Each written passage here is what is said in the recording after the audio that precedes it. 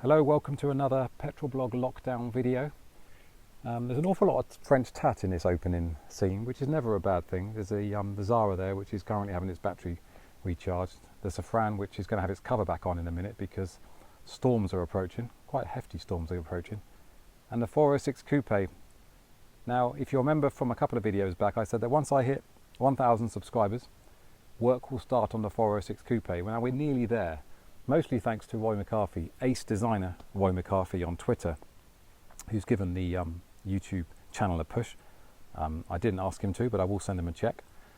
Please send him your design briefs if you have any, because he's really, really good. He's actually designed the retro motorhome logo for me, and I don't get out much. And there's more stuff coming up from Roy, but I'll leave that as a teaser. Going back to the 406 Coupe, which I've owned a year now, and I've done very little on her. There's a number of reasons for that, which I'll come on to when we go on to the video of that. But I said that if we hit 1,000 subscriptions, we'll start work on the 406. We're nearly there, which is good news for that car, bad news for the household budget, because I've got to try and find a way of funding that somehow. But I'm sure it will be interesting as we go along, which kind of brings me on to the fourth French tat, which is the beloved Clio. Now, I say beloved. This has turned out to be a bit of a love-hate relationship, if I'm honest. And I was going to start this video by saying this is the worst car purchase I've ever done or ever made. And I may even title the video as such. But I thought, actually, I almost need to qualify that. I need to go back in time and work out if it actually is the worst car purchase of all time. And I've owned about 60 cars, and I'd say modestly that 95% of them have been really good purchases. Some have been exceptional purchases. Some I'd put, like the Fran, for example, is one of my favourites, although the MOT might say otherwise next week. The Camry's been a good purchase, drive shaft notwithstanding. But yeah, going back in time, I've made some really, really good purchases, often blind. I mean, I bought cars blind off eBay on the strength of a description, photos, MOT history, and just having a conversation with the seller. With this one, I kind of threw all the checklist that I normally go through, all the rule book that I've sort of built up over the years, out of the window. I don't know why. I'm digressing. What was I saying? Yeah, worst car purchase. And actually, I think there are two bad or worse decisions than buying this. One was the Audi 80, which belonged to a friend of a friend of a friend of my sister in Bournemouth, and it was a distressed purchase because I desperately needed a car, and I bought it in the dark, in the rain, without driving it, without any history, and yeah, all kinds of errors. And there's a link. I'll put a link down below to the article I put on PetrolBlog, which kind of describes everything that went wrong with that car. Cutting a long story short, there were two things that stick in my mind. One was the interior, which looked like the Incredible Hulk had exploded in it, or maybe Shrek had mated with Kermit, because everything was green. Seats, carpets, dashboard. I think even the headlining may have been green, but that could be my mind playing tricks on me. It was unbelievably green inside. And the other thing is, my dad taking it for an MOT a few weeks later, or maybe a couple of months later, and being told that that's a death trap, do not drive it home again. And then there was the Capri 2.8. I was 18 at the time, and I was desperate to get hold of a Capri 2.8. I had a 1.6 laser, and it's hard to imagine now, but back in the mid 90s, Capris were so unfashionable, and not helped by Del Boy and his Capri gear image, although that came a bit later, didn't it? But yeah, you couldn't give them away. If you had a 4-cylinder Capri, good luck selling it, because no one wanted them. Times have changed. Obviously now they're worth tens of thousands of pounds, particularly the Brooklands. But this Capri I bought in a hurry again, not young and naive at the time. I think I paid a couple of grand for this 2.8 injection special, C-Reg, lacquer red. And it was only when I got home that I realised it was two different colours. It was two different shades of lacquer red. And I opened the bonnet and there was no bin plate. It was a cut and shut. Stupidly. But then actually, I wasn't the only person to make a stupid decision, because I sold it. I kind of just left the advert vague. A guy came over in the snow. There was about 2 inches of snow all over the car. So he didn't open the bonnet. He didn't see the paintwork. He didn't even drive it. He just bought it there and then. I think there are two things I need to point out. One is the grass is a bit long, for which I apologise. The other thing is I'm wearing shorts, so if my legs appear in view, I apologise profusely. I will try and avoid it, and feel free to unsubscribe if they do loom into view. This car I bought, what was it? I don't know, 18 months, nearly 2 years ago. Like I said, I threw all the rule books out of the window when I bought this. I kind of made all the mistakes under the sun. Look at that though. Yeah, it's a beautiful, I love the Mark 1 Clio. I bought it off eBay, and I failed to notice that the guy I bought it from had only owned it for a few weeks, which is one of my telltale signs to avoid the car like a plague. If the guy's only owned the car for a couple of weeks, move along. It's not going to be the car for you. I didn't take that into account until I looked at the logbook when I got home. Again, naivety, and maybe a panic trying to get a Clio Baccara before they all disappear. But it was cheap enough, so I thought I'd take a punt, which is fine. Actually, taking a punt on a £400 Clio is not a bad thing. You know, what's the worst that can happen at £400? If nothing else, you could sell the interior and the parcel shelf and the bits and pieces on these for good money. The problem started when it arrived on a low loader, which was fine because I had it shiply down from Wales, dripping coolant. So immediately my alarm bell started ringing again. I'm thinking, head gasket. But I kind of maybe try and be positive about it. I thought, nah, it won't be that. I'll move on, do something else. Then there was the other issue, which I kind of knew about, saying that the battery drained very, very quickly on this. Almost overnight, you'd come back and the battery would be drained. Again, naively, I shouldn't have even bought a car with dodgy electrics, but I pressed on. And cutting a very long story short, sent it off to the garage to have its head gasket diagnosed. It came back positive. Came back with a estimate of the price. And remarkably, both myself and my wife agreed that we should do it, even with the 4-figure sum. That wasn't just the start of it, because since then it's had all new brake discs, all new brake pads, water pump, battery, alternator, starter motor, exhaust downpipe. It's had a lot of work just to get it to the condition it's in today. It's had a new bonnet, which is actually the nicer part of the job. I mean, the bonnet, if you remember the bonnet, it was black. It was a blackboard before. This was as rough as sandpaper, and black and grey.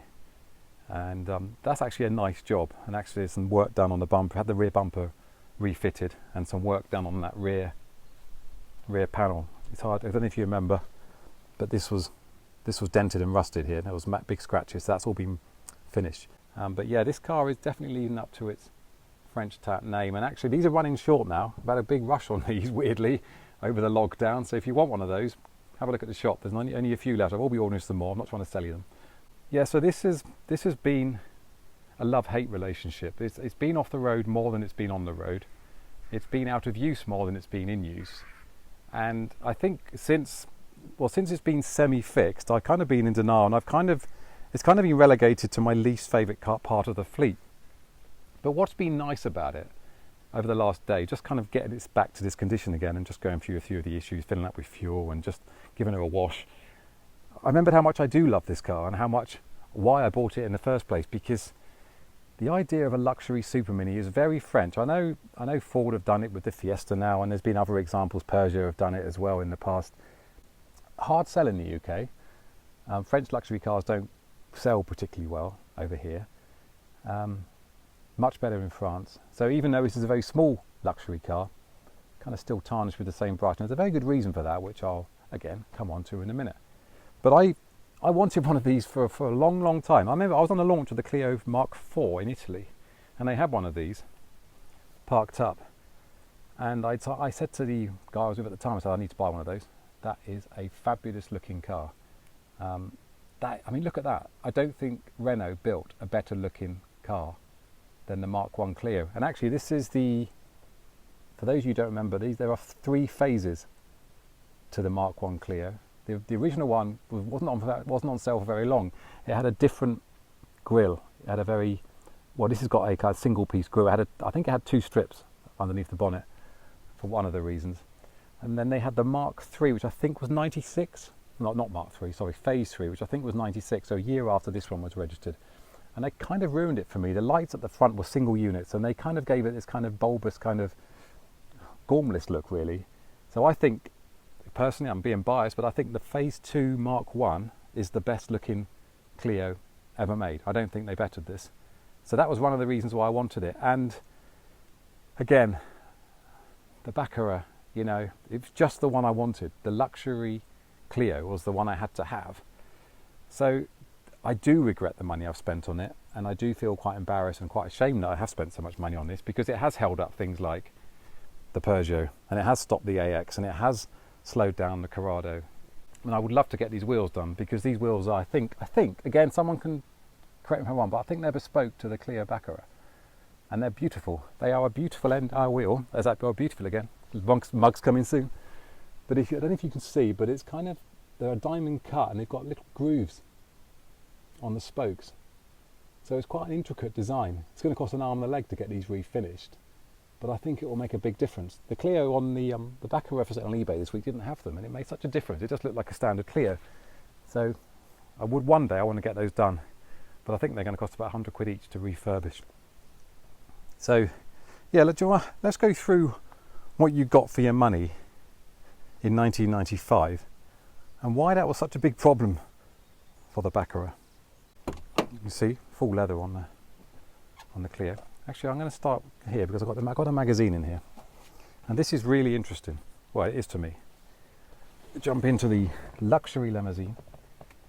So, as is traditional for these videos, these why I bought a such and such video, I have a copy of Car Magazine for when this car was new in August 1995, and we'll come to that in a minute. But this is something I discovered today, and it's quite a remarkable figure. The Clio Baccara in 1995 would have cost £14,280. Now I knew that already, and I'm sure you knew that already, but look at the price of the Williams 2, £13,950. So this car was more expensive than the Clio Williams.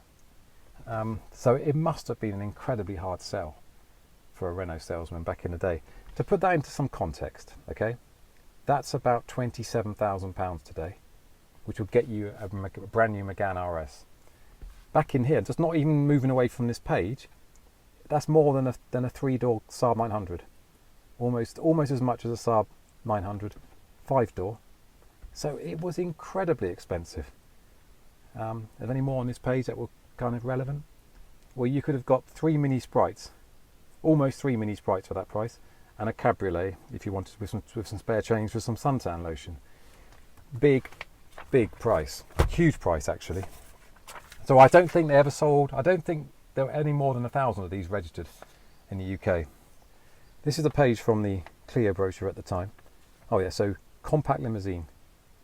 Renault designers built the Baccara around a brilliantly simple idea: to provide all the refinements of a luxury saloon within the framework of a practical and affordable small car. The concept was unusual. The car it produced was, and is, unique. And there's a lovely overhead picture there of the ruche leather on the Clio. And actually the list of standard equipment is actually quite generous. We're not talking stuff like you'd find on a Proton brochure, like number plate garnish or light in the boot. Some of these things are actually, well, quite impressive. You start off with the safety aspects, which again, little things like driver's airbag, although can I just point out that the steering wheel on this, or my legs are nearly in view there, that's not a good idea. It's a very ugly steering wheel. The airbag kind of ruined things. Better for your face, not as good for the aesthetics. What else have we got on there? Leather upholstery, which I think was an £800 option at the time. So very few Clios would have come with leather. So it was obviously standard on the Baccara, but an option across the range. 4-speed automatic, electric tilt and slide glass sunroof with twin sunblinds. Power steering.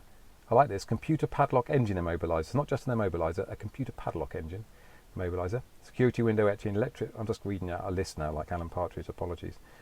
So I've mentioned this fingertip controls on a couple of videos now, including the Safran. But if I'm right in thinking, the Clio was the first small car to get these. I think they made their debut on the Baccara, and then they were rolled out across the rest of the Clio range in time. But I think it was the world's first Super Mini to get them. Again, correct me if I'm wrong. What else? Tinted glass, integral fog lights, alloy wheels, body colour bumpers, super gloss metallic paint, and a driver's seat with height and lumbar adjustment. Oh, and this one's Nordic green. There were 5 different colours. And again, I'm going to be biased, but I think Nordic green is the best colour for this car because it actually goes black. in places. In certain lights it goes black. But it's things like this, inside the door. It's just a lovely finish. Little things please me, which is good because this is a small car. It's hard to forget. Not hard to forget, easy to forget how small Super Minis were in the mid-90s. This is properly small. You almost get the impression you could put it in your hand luggage. It's tiny. I mean, it's tiny. I mean, it's so light. I mean, it's up to my chest, the roof, and I can almost give it a hug if I was that way inclined. It's so narrow, so small, properly pocket size in these days. Those days are long gone. Sorry, dodgy camera work again. Yes, I'm digressing again. Let's go back into the interior. So let's show you what you've got for your £14,280 in those days, which again, let me just re-emphasize, more than the Williams. Okay, a little bit of wood along the door, central locking, as I've already pointed out, a bit of chrome for the side of the door handles, feel nice to touch, lots of grey leather, lots of grey plastic with a little bit of grey leather on the inside. And again, I think the earlier Baccaras had a little bee emblem and this was more ruched leather. It looked more upmarket, and there was a little bee there, a little wooden bee symbol, which would look much nicer. These leather seats have seen better days. After 100,000 miles, I guess that's normal. Let me just zoom in on those.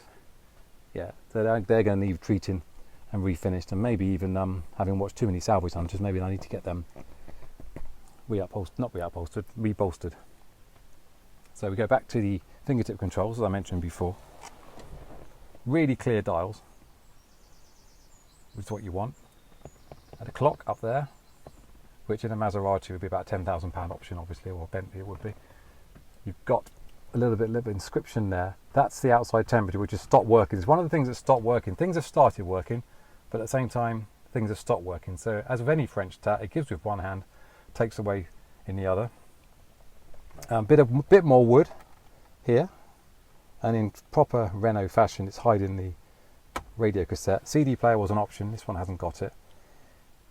Automatic box, a cigarette lighter, which is rare for a French car that it hasn't been used. So I think this is the world's only French limousine where the cigarette lighter hasn't been used. Carpet mats, which aren't inscribed with anything, just standard carpet mats. Glove box over here with the what little service history and handbooks I've got in there. What else? Oh yes, slide and tilt sunroof, which was mentioned earlier. I have a slight problem in the fact that the blind, only one blind is working. Well, both blinds work, whereas this one, look at those flies. It's the world's hottest day. World's hottest day? It's the hottest day of the year, so there are flies everywhere. I'm going to trap them in with my sun blind. So that one works. Unfortunately, this one's lost its clip, so it doesn't attach. And the sunroof's another thing that stopped working. It did work. It's now stopped working, so I can't even get in there to cure the leak, because it leaks like a sieve. It took a long time to dry out. The car covers helped, and since it's dried out, things have started working again, like the radio, which will should we fire up the radio? I'm hoping a bit of Jean-Michel Jarre will come up. So that, like I said, it has stopped working. It's asking for the code. There we go. Bit of Hall & Oates. I better turn it off before copyright people come knocking on my door. Right, moving on to the back seats. Obviously, in a French limousine, you'd expect acres of legroom. Although you're going to be a little bit disappointed in the Clio, because, yeah, the seat's in my position, and the thing is, there's only so much you can do with a Super Mini. You can put all the luxury appointments in it as you like, but it's still the same size unless you increase the wheelbase. So you are limited. You do have some mat pockets, or they could be sick bags if things get a bit hairy in the back. And a little thing I've added myself just to kind of give it a touch of class. And oh yes, of course, it's a French executive car, so the kids have to do their own window. Well, what is good about this one is they go pretty much all the way down, which is a nice touch. And there's your view of the luxury appointed French Super Mini. I'll jump into the boot. Well, I won't jump into the boot. I've got to get out of here. It's actually quite a tough one to get out. Your feet are stuck. It's scored badly on a car buyer video. I think they would roast this car. They would say save your money and buy an Oasis trim or something instead. Blimey, what a sell it would have been. So this was sold new by a garage in Maidstone, and then weirdly it made its way to Hereford and spent almost the rest of its life in Hereford. So I think the story of this car is, I think the first person had it for a long time, probably until, well, when I bought it, the guy before me was probably the second owner. I think the service history, well, the service book tells me that it was serviced regularly, almost on time, every time, and right up until the other guy bought it. So whether the guy had it on the strength of the fact that it had a head gasket problem, he thought he could fix it, or whether he didn't know about it, whatever. I think it fell into disrepair over time, and I got to it just in time, or maybe I didn't get just in time, maybe I should have walked the other way. So opening the boot, first thing you'll notice is the yeah, it's seen better days. This is the suit carrier. So when you're going to the French ambassador's reception with your box of Ferrero Rocher, or tray of Ferrero Rocher, it's seen better days, but I'm determined to fix it. These go for silly money on eBay because they're also in the Williams, so they command a pretty sum. I've seen them go for upwards of £100. So I'd like to fix that because I'm not going to be spending money on a new one anytime soon. Yeah, it's a reasonable sized boot, I guess, for the time, but that's really boring. Do you want to see the boot? I don't think you do. We'll have a look anyway. There's the boot, which means that the spare wheel is underneath, which is always great. Anyway, that's the boot. Now the roof hasn't been done. The bonnet has, and it's a fantastic job. Really pleased with the bonnet. The reason we didn't do the roof, two reasons. A, if you do the roof, you've got to do these bits as well. And if you do these bits, you've got to do this bit as well, which means you're going to end up, although you could probably blend it in, it starts to become a bigger job. Because there's no point doing this and leaving that. So this has all been left. The other thing is, need to take them out to respray the roof. These are obsolete, as with any bits of French trim. Can't get these for love nor money, and when they do come up on eBay, they go for about £70 a pair, again because they're used on the Williams as well. So if you're restoring a Williams and you want a set of these, you're going to be picking them up. And I've been looking on eBay for a while, keep missing out on them. Whenever a scrap Mark 1 Clio comes up, these have already gone.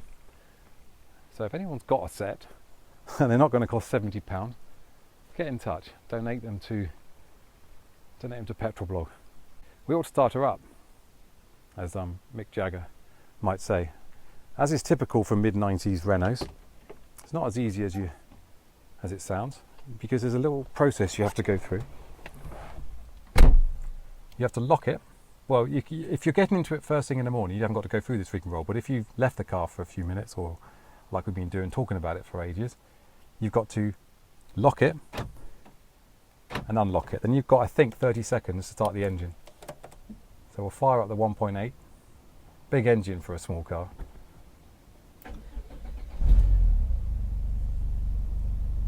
She's warmed up, so I can give her And actually, I know it's easy to criticise her for all the work I've had to do on her, but she's a lovely car to drive. It's a really strange, let me open the bonnet while I'm here. Let me open the bonnet. It's a really strange sensation. It's like driving an electric car, because the automatic box, it kind of rockets away really quickly. And there is a general feeling that you're not attached to the road. It's a really strange sensation. It's quick, really quick off the line. But like I say, it feels like you're riding on a T-tray.